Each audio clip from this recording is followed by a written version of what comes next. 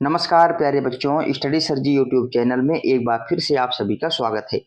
आज हम इस वीडियो में करेंगे केंद्रीय विद्यालय संगठन में जो वार्षिक परीक्षाएं चल रही हैं, उसमें जो कक्षा 7वीं का संस्कृत का पेपर होने वाला है, उस पेपर के लिए अच्छे से तैयारी हो जाए, इसके लिए इस वीडियो में हम एक सैंपल पेपर हल करने वाले हैं। ठीक है, तो बेटा सैंपल पेपर हल करने से पहले आप अपने पेपर की कुछ जानकारी आपके पास होनी चाहिए। जैसे कि आपका पेपर ज़्यादातर रीजनों में 60 नंबर का होने वाला है, किसी किसी रीजन में 80 नंबर का भी होगा। यदि 80 नंबर का होगा तो आपको 3 घंटे का समय मिलेगा, और यदि 60 नंबर का है तो उसके लिए आपको 2.5 घंटे का समय मिलने वाला है। ठीक है, आइए कुछ सूचनाएं। सबसे पहले छात्र से छात्रायाः नाम, यहाँ पर अपने आप जो है अपना नाम लिखोगे, यानी स्टूडेंट का यहाँ पर नाम आएगा। उसके बाद अनुक्रमांक का अर्थ होता है रोल नंबर, अनुभाग का अर्थ होता है सेक्शन। ठीक है, जैसे मान लीजिए आप 7वीं ए में पढ़ते हो तो यहाँ ए आएगा, बी में पढ़ते हो तो बी में बी आएगा। ठीक है, जहाँ पर कोई सेक्शन नहीं है वहां पर आप ए लिख सकते हैं। उसके बाद वीक्षकस्य हस्ताक्षर, इसका अर्थ होता है इनविजिलेटर के साइन होंगे, और उसके बाद जो है आपका एग्जामिनर के आपके जो है साइन यहाँ पर होने वाले हैं। ठीक है, तो ये कुछ जानकारी जो कि आप अपनी परीक्षाएं में लिखोगे। उसके बाद आपको बताया गया है कि आपके पेपर में टोटल 4 खंड आने वाले हैं, खंड का, खा, गा और घा। ठीक है, किस खंड में किस प्रकार के प्रश्न आएंगे और कितने कितने नंबर के रहेंगे, ये आपको पहले ही ब्लूप्रिंट में बता दिया गया है। ठीक है, तो मैं यहाँ पर ज्यादा डिस्कस नहीं करूंगा। आइए सीधे जो है खंड का जो हमारा अपठित गद्यांश है उसके बारे में चर्चा करते हैं कि अगर इस प्रकार का कोई गद्यांश हमारी परीक्षा में आता है तो हमें किस प्रकार से उसका आंसर लिखना चाहिए। जैसे बच्चों आपको पता है अपठित गद्यांश जो कि हमारे पेपर में 8 नंबर का आने वाला है। तो देखिए, आपको पता है कि संस्कृत का पेपर बिल्कुल छोटा सा होता है। यदि आपको पेपर अच्छे से आता है तो आप 1 घंटे के अंदर ही पेपर कंप्लीट कर दोगे। ठीक है, इसलिए मैं आपको बोल रहा हूं कि आपका 2.5 घंटे का पेपर है, इसलिए आराम आराम से चीजों को अच्छे से समझिए, प्रश्नों को अच्छे से पढ़िए, उसके बाद उत्तर लिखिए। ठीक है, तो आपको क्या करना है, जो पहला प्रश्न है उस गद्यांश को, गद्यखंड को अच्छे से पढ़ना है। ठीक है, अहो रमणीया खलु प्रातः कालस्य वेला, आकाशे खगाः कलरवं कुर्वन्ति, पूर्व दिशायां सूर्यः उदयोन्मुखः अस्ति, वृद्धाः प्रबुद्धाः सन्ति, युवकाः युवतयः च अपि प्रबुद्धाः सन्ति, कृषकाः कृषिकार्याय क्षेत्रं गच्छन्ति, बालाः पठनाय विद्यालयं गच्छन्ति, सर्वे जनाः स्वकार्येषु संलग्ना सन्ति, सुगन्धितः पवनः मन्दं मन्दं प्रवहति, सर्वम् आनन्दमयं वातावरणम् अस्ति, सुगन्धिनी अनेकवर्णानि पुष्पाणि विकसन्ति, केचित्तु उद्यानेषु भ्रमन्ति, केचिज्जनाः च व्यायामं कुर्वन्ति, सर्वे जनाः प्रसन्नाः स्फूर्तितवन्तः सन्ति, प्रातः कालस्य वेला सर्वेषु नवजीवनं सञ्चरति, तापसाः आश्रमेषु यजन्ति, भक्ताः पूजार्थं देवालयं गच्छन्ति, देवालयेषु शंखनादः भवति। अब क्या करना है कि आपको इस पैराग्राफ को अच्छे से पढ़ लेना है। देखो, पढ़ने से हमें क्या होता है कि हम कुछ कुछ अर्थ समझ लेते हैं।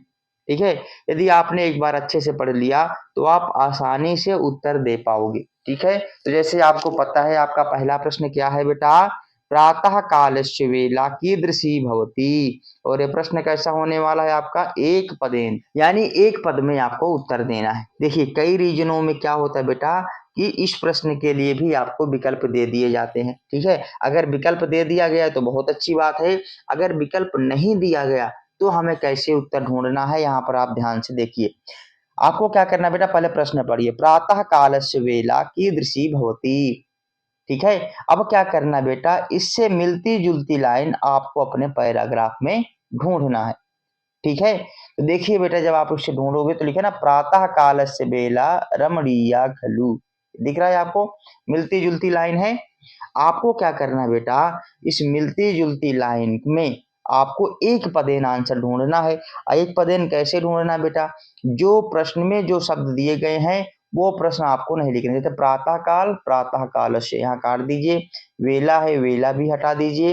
ठीक है बेटा, भवती है ही नहीं। अब देखिए यहाँ पर दो शब्द बचे, रमणीया खलु, क्या बचे, रमणीया खलु। देखिए आपके यहाँ पर उत्तर में विकल्प में भी दिया गया है रमणीया, तो इसका आंसर क्या होगा, रमणीया। ठीक है, ये बात तो मैं उन बच्चों के लिए बता रहा हूँ जिनको संस्कृत थोड़ी बहुत समझ में आती है। यदि आपको बेटा संस्कृत समझ में नहीं आती तो इससे मिलती जुलती लाइन जो भी आपको मिल रही है उसे पूरी जो है आप अपने उत्तर में लिख दोगे। तो आपको क्या करना है प्यारे बच्चों, पूरी लाइन उतार देना है, आपको नंबर मिल जाएंगे। अगला प्रश्न देख लीजिए, के कृषि कार्याय क्षेत्रम गच्छन्ति। ठीक है, तो आपको क्या करना है बेटा, इससे संबंधित लाइन, मिलती जुलती लाइन आपको क्या करना है बेटा, ढूंढना है। तो ये क्या है, इससे मिलती जुलती लाइन। यदि आपको एक पदेन आता है ढूंढना निकालना तो आप एक पद में लिखोगे। एक पद में कैसे करना बेटा, के का आंसर ढूंढ लेना। देखिए एक पद में इसका आंसर होगा कृषिकाहा, क्या होगा, कृषिकाहा, जो कि आपको यहाँ पर विकल्प में भी दिया गया है। ठीक है, लेकिन अगर आपको एक पदेन नहीं आ रहा है समझ में तो आपको क्या करना है बेटा, इस पूरी पंक्ति को, पूरी लाइन को आप अपने आंसर में लिख दोगे। ठीक है, अगला प्रश्न देख लीजिए। अगला प्रश्न है, के पूजार्थम देवालयम गच्छन्ति, यानी देवालय मंदिर में पूजा के लिए कौन जाता है। तो मिलती जुलती लाइन ढूंढिए, भक्ताः पूजार्थम देवालयम गच्छन्ति। इसका आंसर क्या होगा बेटा, भक्तः, क्या होगा, भक्तः। इस प्रकार जो है आप इस प्रश्न का उत्तर लिखोगे। ठीक है, तीसरा इसका हमारा आंसर हो जाएगा। अगला प्रश्न है, कीदृशा पवनम मंदम मंदम वहती, किस प्रकार की पवन यानी हवा धीरे धीरे बहती है। देखिए यहाँ तो आपको ऑप्शन दिया गया है, आप लिख सकते हो कि सुगंधितः पवनः मंदम मंदम प्रवहति। लेकिन अगर आपके पेपर में ऑप्शन नहीं दिए गए हैं, विकल्प नहीं दिए गए हैं, तो आपको इसका आंसर क्या करना है, ढूंढना है अपने पैराग्राफ में। और पैराग्राफ में क्या करना है, इससे मिलती जुलती लाइन आपको अपने पैराग्राफ में ढूंढना है। तो जब आप इससे मिलती जुलती पंक्ति अपने पैराग्राफ में ढूंढोगे तो आपको क्या मिलेगा बेटा, ध्यान से देखिए, सुगंधितः पवनः मंदम मंदम प्रवहति। इसका आंसर क्या होगा, सुगंधितः। ठीक है, अगर आप इस प्रकार इसका आंसर ढूंढ पा रहे हो तो अच्छी बात है, अदरवाइज पूरी लाइन आपको क्या करना है, लिख देना है। आइए अगले प्रश्न को करते हैं। अगला प्रश्न क्या है बेटा, पूर्ण वाक्य न उत्तर, तो यानी पूरे वाक्य में उत्तर दीजिए। अब आपको क्या करना है बेटा, इससे मिलती जुलती जो भी लाइन है उसे पूरी उतार देना, वही आपका आंसर होगा। के पठनायो विद्यालयम गच्छन्ति, तो बेटा इससे मिलती जुलती लाइन जब आप अपने पैराग्राफ में ढूंढोगे तो मिलेगा, बालाहा पठनायो विद्यालयम गच्छन्ति। इस पूरी लाइन को क्या करना है बेटा, इस अपने उत्तर में जो है लिख देना है। जैसे आप लिखोगे आपको पूरे के पूरे नंबर मिल जाएंगे। ठीक है बेटा, आइए अगले प्रश्न को करते हैं जो कि है निर्देशानुसारम उत्तर, तो यानी निर्देश के अनुसार आपको उत्तर देना है।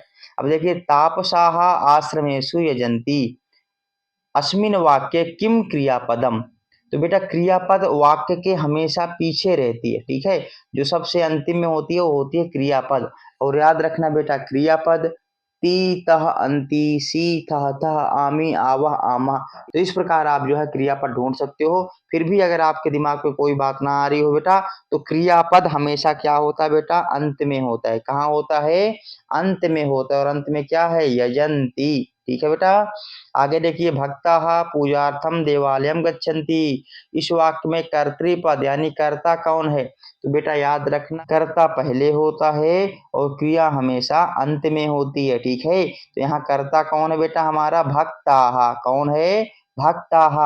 अगर इसी वाक्य में क्रिया पूछ ली जाए, भक्ताः पूजार्थम देवालयम गच्छन्ति, अगर आपको क्रिया बताना हो तो मैंने क्या बताया, क्रियापद हमेशा पीछे होती है और कर्तृपद यानी कर्ता हमेशा आगे होता है। भक्ताः ये क्या है हमारा, कर्तृपद, गच्छन्ति क्या है, क्रियापद। इसी प्रकार ऊपर के वाक्य में तापसाः क्या है बेटा, कर्तृपद, यजंती क्या है बेटा, हमारा क्रियापद। समझ में आ गया। आइए देखते हैं अगला क्या है, अनुच्छेदात एकम अव्यय पदम चित्वा लिखतो, यानी अपने अनुच्छेद से, अपने पैराग्राफ से एक अव्यय पद ढूंढ करके लिखिए।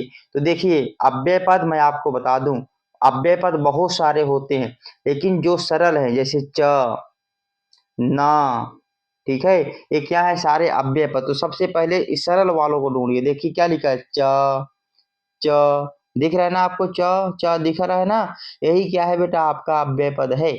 आपने अपनी क्लास में अव्यय पद पढ़ा होगा, लेकिन फिर भी जब भी आपको अव्यय पद ढूंढने के लिए कहा जाए पैराग्राफ से, तो बिल्कुल सरल वाले अव्यय पद ढूंढना है, ठीक है। तो आप यहाँ पर आंसर क्या लिख दोगे बेटा, च। च क्या है, हमारा अव्यय पद है, जो कि हमारे अनुच्छेद यानी पैराग्राफ में दिया गया है। अगला प्रश्न क्या है बेटा, सुगंधिनी पुष्पाणी इति पदयोः किम विशेषण पद। विशेषण पद क्या है, सुगंधित पुष्प, ठीक है बेटा।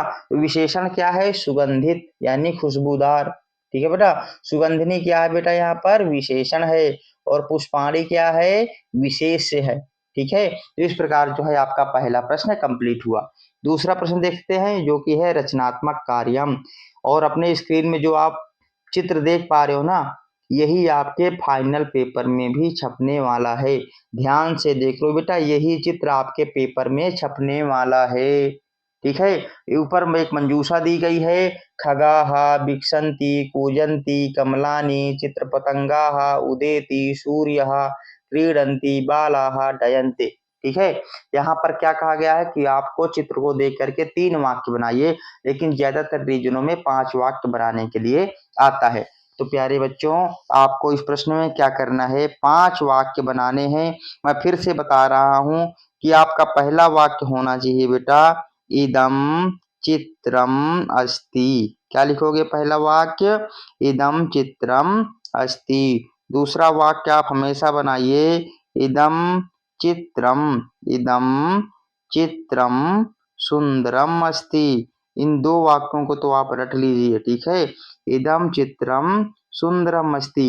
तीसरा वाक्य क्या बनाओगे बेटा, चित्रे क्या है बेटा, बालाः सन्ति मानवाः सन्ति, ठीक है। जो भी आपको दिखे, मानवाः सन्ति बालाः सन्ति। और क्या दिख रहा है बेटा, चित्रे वृक्षाः सन्ति, क्या, वृक्षाः सन्ति, ठीक है बेटा। इस प्रकार जो है आप लिखोगे। आपके चित्र में और क्या है बेटा, देखिए ध्यान से देखिए, एक बार इसको आप अच्छे से देख लीजिए। आपके चित्र में सूर्य है तो क्या लिखोगे, चित्रे सूर्यः अस्ति।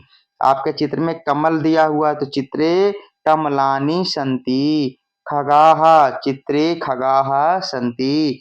चित्रे चित्रपतंगाः सन्ति। चित्रे बालाः क्रीडन्ति, ठीक है। तो कितना आसान है, आप जो है चित्त वर्णन में 5 वाक्य बना करके पूरे नंबर ले सकते हैं, ठीक है। अगर आपको फिर भी समझ में नहीं आया तो मेरे चैनल में वीडियो पड़ी हुई है, जाकर के देख लीजिए। चित्त वर्णन में एक भी नंबर आपके कटने वाले नहीं है, ठीक है। अगला प्रश्न है बेटा, यहाँ पर एक पत्र दिया गया है, और पत्र को जो है रिक्त स्थान के माध्यम से आपको भरना है, ठीक है। यहाँ पर कुछ शब्द दे दिए गए हैं, और इन शब्दों को आपको रिक्त स्थान में भरना है। ज्यादातर रीजन में कक्षा 7वीं में पत्र नहीं आता है, लेकिन अगर फिर भी आ जाए तो आपको क्या करना है बेटा, तो आपको पत्र में आपको लिखना है बेटा, देखिए अत्र, ठीक है। फिर आ गया रिक्त स्थान, तो क्या करना है, आपको यहाँ से ढूंढना है, ठीक है। तो आप यहाँ लिखोगे कुशलम, अत्र कुशलम, ठीक है। आगे क्या, अहम स्वाध्ययनस्य प्रगति विषये केचिद लिखितुम। अब देखिए लिखितुम आ गया, तो आगे क्या आएगा बेटा, आपका क्रियापद आएगा, क्या आएगा, क्रियापद। और यहाँ पर क्रियापद अहम के साथ क्या आता है, आमी। तो उत्तर क्या हो जाएगा बेटा, इच्छामी, ठीक है। 2 भर गए हमारे।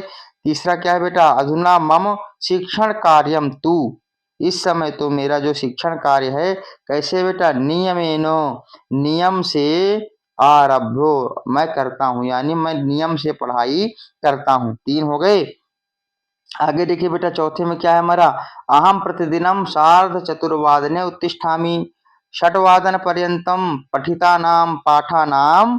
फिर क्या होगा, पढ़े हुए पाठों का क्या करता हूँ बेटा, आवृत्तिम, यानी दोहराता हूँ। और जो आखिरी बचा हुआ बेटा, आप यहाँ पर लिख दोगे प्राप्तवान, ठीक है। तो ज्यादातर रीजनों में पत्र नहीं आता है, लेकिन बाई चांस अगर आ जाए तो आपको क्या करना है, रिक्त स्थानों को भरना है, ठीक है। आइए आगे देखते हैं प्रश्न नंबर 4। प्रश्न नंबर 4 बेटा, ये प्रश्न कई बार आ भी जाता है, कई बार नहीं भी आता है। अगर आ जाए तो कैसे करना है बेटा, यहाँ पर कुछ शब्द दिए गए हैं, कहा गया है कि इन शब्दों को लेकर के रचना कीजिए, वाक्य की रचना कीजिए। अहम का अर्थ होता है मैं। देखो ध्यान से इस प्रश्न को बहुत ध्यान से देखना है, और इस वाले प्रश्न में ना ज्यादा चतुराई नहीं दिखानी है, बड़े बड़े वाक्य नहीं बनाने, बिल्कुल छोटे वाक्य बनाने हैं। देखो मैं, अहम यानी मैं, अहम के साथ कुछ नहीं करना, आपको जोड़ दो पठामी, अहम पठामी, मैं पढ़ता हूँ। आपका वाक्य बन गया। अब देखिए पठामह, ये क्या है बेटा, उत्तम पुरुष बहुवचन।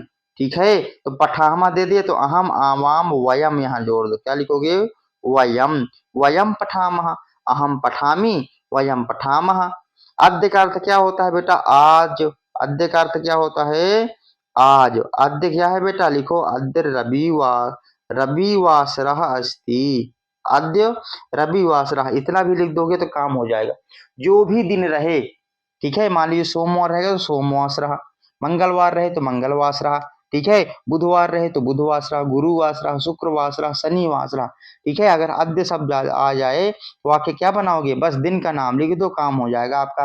अगला शब्द क्या है बेटा, विद्यालय। ठीक है, विद्यालय में, तो क्या लिखोगे बेटा, आपने यहाँ जो अहम लिखा हुआ है, अहम के साथ क्या लिखा था बेटा, पठामी, अहम पठामी, कुछ नहीं करना बेटा, अगर आप यहाँ पे जोड़ दोगे विद्यालय, अहम विद्यालय पठामी, मैं विद्यालय में पढ़ता हूँ। तो देखो आपका वाक्य बिल्कुल आसानी से बन गया। ठीक है, अगला प्रश्न करते हैं बेटा, जो कि विशेषण विशेष्य का है। किसका है, विशेषण विशेष्य का, और इनको आपको जोड़ना है।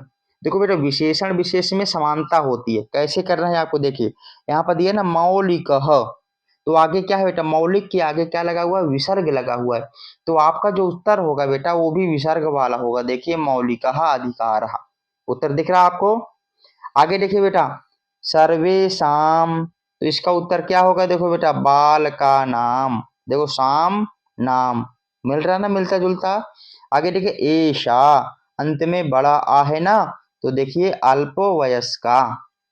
अंत में देखिए क्या, निशुल्कम, ऊपर क्या है, अनुस्वार की मात्रा है, यहाँ भी देखिए गणवेशम।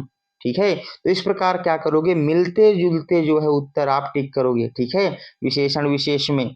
आगे देखिए अगला क्या है बेटा, इसी प्रकार यहाँ भी देख सकते हैं आप, अम्बा, तो अम्बा का क्या लिखोगे, माता। देखो दोनों के अंत में क्या है बेटा, दीर्घ आ रहा है। ठीक है, आगे देखिए नेत्राणी नयनानी, देखिए मिलते जुलते हैं ना, अंत में ई की मात्रा है।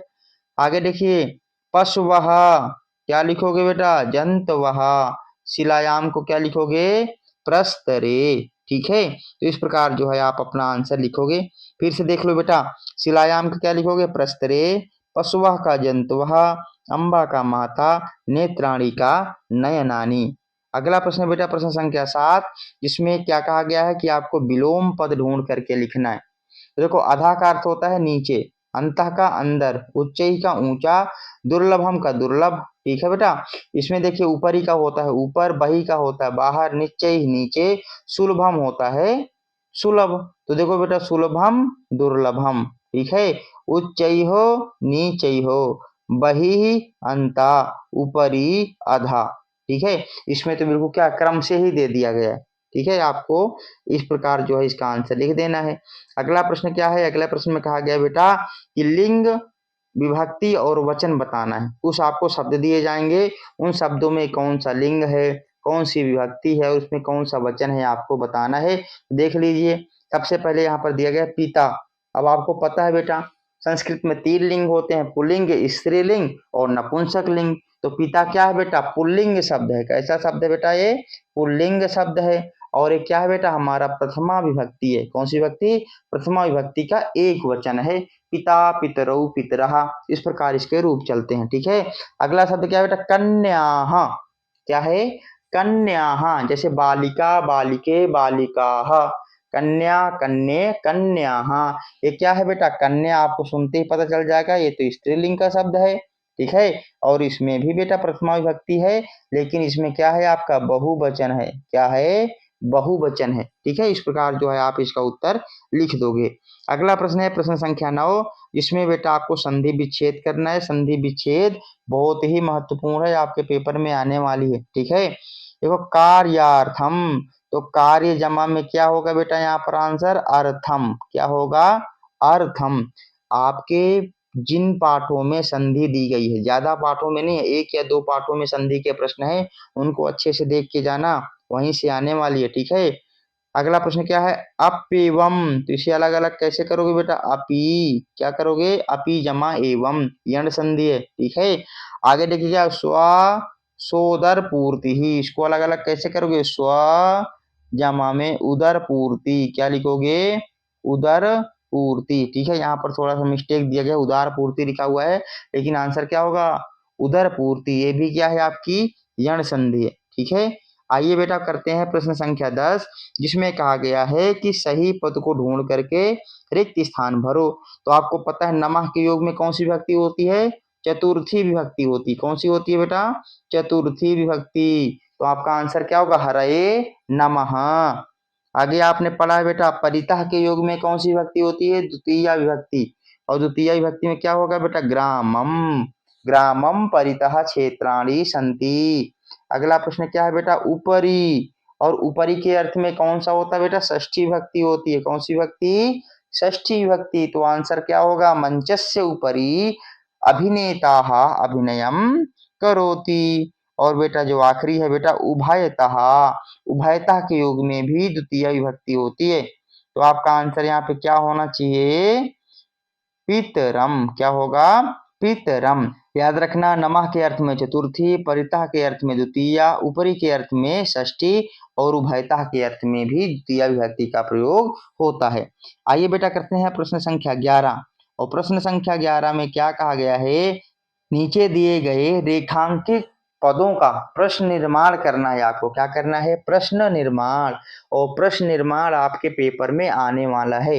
ठीक है, हर रीजन में अलग अलग नंबरों के आ सकते हैं, कहीं 3 नंबर का आ सकता है, कहीं 5 नंबर का आ सकता है, कहीं 4 नंबर का आ सकता है। ठीक है, तो देखिए बेटा आपको क्या करना है, कुछ नहीं बेटा, जो रेखांकित पद हैं उसको देखें। जैसे रमायाह, अब आप क्या करना, रमायाह स्त्रीलिंग का शब्द है, षष्ठी विभक्ति एक वचन का ये शब्द है। तो क्या बनाओगे आंसर, कस्याह। क्या लिखोगे बेटा, कस्याह। ठीक है, आगे देखिए पत्युहु, पति की। पति शब्द क्या है, पुल्लिंग का है, षष्ठी विभक्ति एक वचन है, तो इसका आंसर हो जाएगा कस्यो। क्या होगा, कस्यो। अगला है बेटा हमारा रमाबाई महोदयाः। जैसे रमायाः बनता है वैसे महोदयाः बनेगा। ये भी आपका षष्ठी विभक्ति एक वचन का शब्द है, तो क्या बनेगा यहाँ पर, कस्याः। क्या बनेगा, कस्याः। तो इस प्रकार बेटा आपको प्रश्न निर्माण कर लेना है। ठीक है, अगला प्रश्न है बेटा, बहुत आसान है, बहुत इंपॉर्टेंट है और आपकी परीक्षा में आने वाला है। बेटा प्रश्न संख्या 12 में है कि बेटा आपको इसमें जोड़ करके भूतकाल की क्रिया बनाना है। ठीक है, अब देखिए अवसत भी, ये भी सारे क्या है, भूतकाल की क्रिया है, लेकिन इसमें जोड़ के बनाना है। तो जैसे पठत, अपठ, इसमें क्या दिया गया बेटा, अपठत। तो इसे कैसे बनाओगे बेटा, पठती। क्या लिखोगे, पठती इसमो। अनयत का क्या बनाओगे, नयति इसमो। ठीक है, आपके जिस भी पाठ में प्रश्न है आपको बहुत ध्यान से करना है इसे। ठीक है, बिल्कुल सरल प्रश्न है और नंबर पूरे मिल जाएंगे यहाँ पर आपको। अगला प्रश्न है बेटा प्रश्न संख्या 13, जिसमें कहा गया अशुद्ध शब्द ढूंढ के लिखना है। और ये वाला जो प्रश्न है ना बेटा ज्यादातर परीक्षाओं में आता ही आता है। अब देखिए गमंती, यच्छन्ति, धावन्ति, कथयन्ति, इसमें से कौन सा गलत है। तो बेटा यहाँ जो गलत है ना वो गमंती है। क्यों, क्योंकि गमंती शब्द नहीं होता। कैसे बनता है बेटा, गच्छन्ति बनता है। क्या बनता है, गच्छन्ति, लेकिन लिखा क्या है, गमंती। तो आपका गलत आंसर क्या होगा, गमंती। अगला बेटा रामेणो सर्पेणो गजेणो बालकेनो। तो इसका आंसर बेटा क्या लिखोगे आप, गजेन। गजेन बनता है, गजेन नहीं बनता। ठीक है बेटा, अगला प्रश्न क्या है बेटा, लतया, मातया, रमया और निशया में गलत क्या है। तो आप लिखोगे बेटा मातया। मातया यहाँ पर गलत दिया हुआ। ठीक है, अगला वाक्य क्या है बेटा, लिखती, फलती, गरजती और सेवती में जो गलत शब्द आपको लिखना है, तो इसका आंसर लिखोगे सेवती। ठीक है, ये जो है आपका यहाँ पर गलत हो जाएगा। तो इस प्रकार जो है आप इसका उत्तर लिख दोगे। आइए करते हैं बेटा अगला प्रश्न, जो कि है प्रश्न संख्या 14। उसमें एक पैराग्राफ दिया गया है। इस पैराग्राफ को आपको पढ़ना है और पैराग्राफ से ही ढूंढ के आपको उत्तर लिखना है। ठीक है, तो देखिए यहाँ पर आप पैराग्राफ खुद पढ़ लेना, क्योंकि आपके पाठ्य पुस्तक का दिया गया पैराग्राफ है। मैं यहाँ पर प्रश्न करवा देता हूँ। ठीक है, तो पहला प्रश्न है के परस्परम ना विश्वसंति। तो बेटा आपको क्या करना है, अभी मैंने आपको बताया है कि पूरे प्रश्न को आपको पढ़ना है और उससे मिलता जुलता जो है आपको उत्तर ढूंढना है। ठीक है, और जहां पर वो लाइन होगी वहीं पर आपका आंसर होगा। यदि आप एक शब्द में लिख सकते हो तो अच्छी बात है, नहीं तो आपको क्या करना है, पूरी की पूरी लाइन ही उतार देनी है। ठीक है, तो देख लीजिए यहाँ पर दिया हुआ है बेटा मानवाहा। ठीक है, अगला प्रश्न है कीदृशः देशाः असमर्थान देशान प्रति उपेक्षा भावम प्रदर्शयन्ति। ठीक है, तो इसे क्या करना बेटा, आप इसे अपने पैराग्राफ में ढूंढोगे। ठीक है, तो जब इसे पैराग्राफ में ढूंढोगे तो यहाँ पर आपको उत्तर मिल जाएगा। देखिए, समर्थाः देशाः असमर्थान देशान प्रति उपेक्षा भावम प्रदर्शयन्ति। यदि आप एक पद में लिख सकते हो तो अच्छी बात है, नहीं तो पूरी पंक्ति आप उतार देना। ठीक है बेटा, तो यहाँ पर आंसर क्या आएगा बेटा हमारा, समर्थाः। आगे देखिए, अस्मिन् संसारे सर्वत्र कस्य भावना दृश्यते।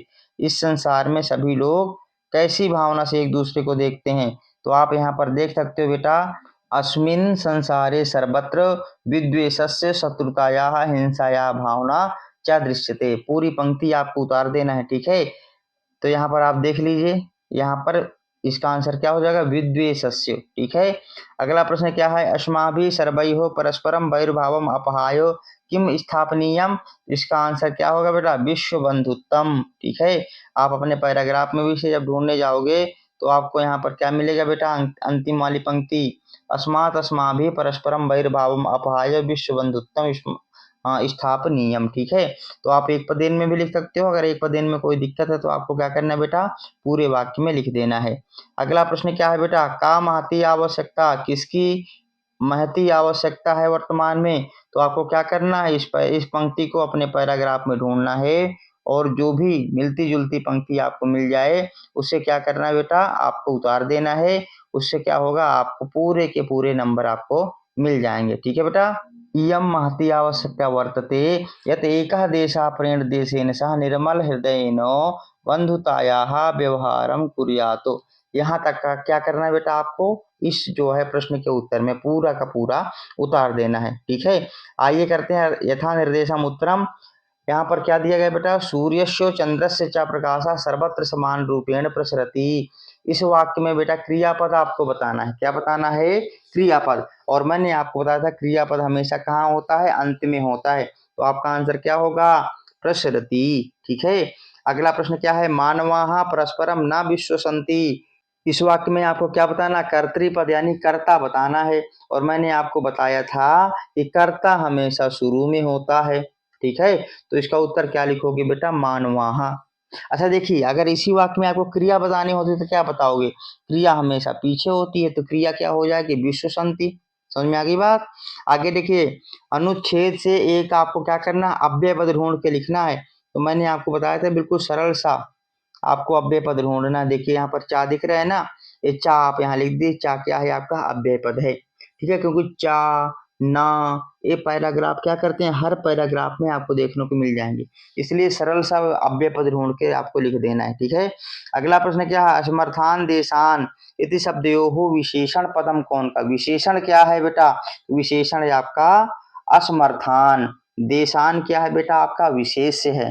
ठीक है, इस प्रकार जो आप इसका उत्तर लिखोगे। प्रश्न संख्या 15 जो कि एक पैराग्राफ है, इसको भी आपको पढ़ना है, उत्तर देना है।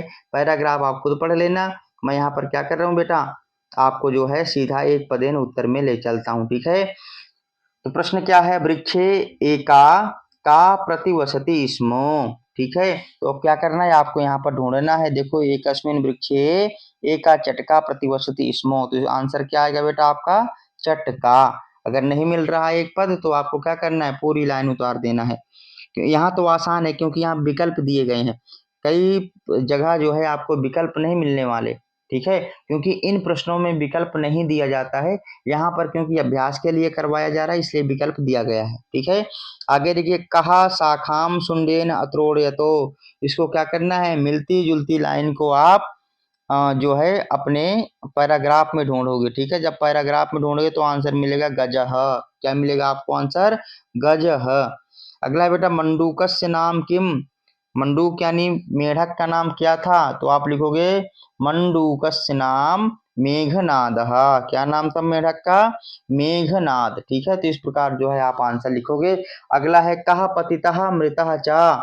इसे पैराग्राफ में ढूंढोगे तो आपको मिलेगा। देखिए क्या मिल गया बेटा, गजः मध्याह्ने मंडूकस्य शब्दान अनुसृतो महता गर्तः अंतः पतितः मृतः च। ठीक है, तो इसका आंसर आएगा गजहा। अगर आपको ना मिल रहा हो तो पूरी की पूरी लाइन आपको क्या करना है, उतार देना है। ठीक है, आइए बेटा एक पद तो हमारा हो गया। अब करते हैं पूर्ण वाक्यन। अंते च किम उक्तम, अंत में क्या कहा गया है अथवा नाटक से हमें कौन सी शिक्षा दी गई है, तो अंत में बिल्कुल अंत की बात आपको लिख देना है। बहूनाम अप्रसाराणाम समवायो हि दुर्जयः। इस प्रकार जो है पूरी की पूरी पंक्ति आपको लिख देना है। ठीक है, प्रश्न संख्या 16 जो कि बहुत इंपॉर्टेंट है और ये आपकी परीक्षा में आने वाला है। ठीक है, इसको जरूर कर लेना, पंक्ति मिलाने वाला आता ही आता है। विद्या राजसु पूज्यते नहीं धनम, आंसर क्या बनेगा बेटा, विद्या विहीनः पशुः। केयूराः न भूषयन्ति पुरुषं, हारा न चंद्रोज्ज्वला, न चौरहार्यम न च राजहार्यम, न भातृभाज्यम न च भारकारी, पांडेकाशमलंकरोति पुरुषम, या संस्कृता धार्यते। इस प्रकार आपको क्या करना है, मिलान कर देना है। आम ना वाला प्रश्न भी आपके परीक्षा में आने की संभावना है। कैसे करना है, विद्या राजसु पूज्यते, विद्या राजाओं के द्वारा पूजी जाती है, तो आप लिखोगे आम। क्या लिखोगे, आम। वांडे का भूषणम ना, वाणी भूषण नहीं है, ये बात गलत है, आपको लिख देना है ना। ठीक है, अगला जो हमारा प्रश्न क्या है बेटा, विद्या धनम सर्वधनम, तो आप लिखोगे आम। क्या लिखोगे, आम। विदेश गमने विद्या बंधु जना ना भवती, गलत बात है, तो क्या लिखोगे, ना। सर्वम विहाय विद्याधिकारम कुरु, बिल्कुल सही बात है, तो लिखोगे आम। ठीक है बेटा, इस प्रकार जो है आप इसका आंसर लिखोगे। तो जिन भी पाठों में आम ना वाले प्रश्न हैं उनको ध्यान से आपको कर लेना है। आखिरी और 18वां प्रश्न है हमारा बेटा, ये भी आपको क्या करना है, संयोज करना है, मिलाना है। ठीक है, तो देख लीजिए बेटा, कौटिल्य ने क्या लिखा था बेटा, अर्थशास्त्र लिखा था, आपने अपने पाठ्य पुस्तक में पढ़ा होगा। ठीक है बेटा, चिकित्सा के शास्त्र में किसका योगदान है, तो चरक और सुश्रुत का योगदान है। शून्य का आविष्कार किसने किया, तो आपको पता ही है, आर्यभट्ट ने किया है। संस्कृत क्या है बेटा, ज्ञान विज्ञान पोषक है, और सूक्ति क्या करती है, हमें अभ्युदय प्रेरयन्ति, आगे बढ़ने की प्रेरणा प्रदान करती हैं। तो इस प्रकार क्या करना है, अपने प्रश्न पत्र को ध्यान से पढ़ना है और सारे प्रश्नों का उत्तर आपको लिख करके आना है। उम्मीद करता हूँ कि ये वीडियो आप सबके लिए मददगार साबित होने वाली है।